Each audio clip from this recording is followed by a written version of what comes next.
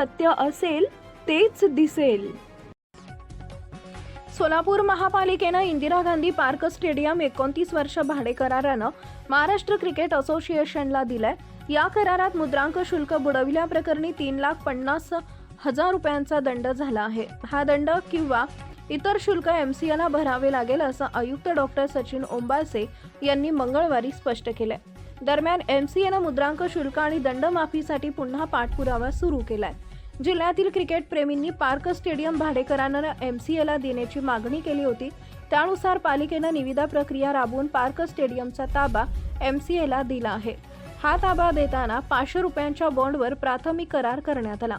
नोंदणीकृत करारातील मुद्रांक शुल्क माफीसाठी महसूल विभागाकडे अर्ज केला. या दरम्यान मुद्रांक शुल्क अधिकाऱ्यांनी 500 रुपयांवर झालेला पहिला करार हा मुद्रांक शुल्क बुडविल्याचा प्रयत्न म्हणून 3,40,000 रुपयांचा दंड केला.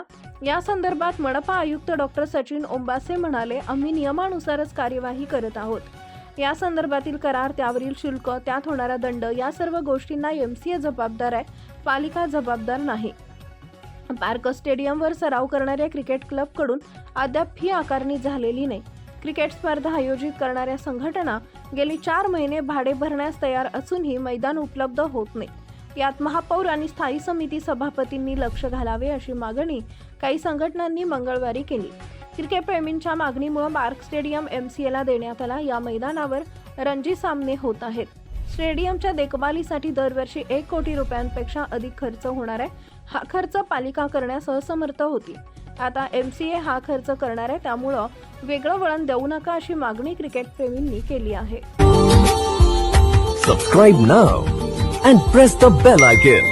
Never miss an update.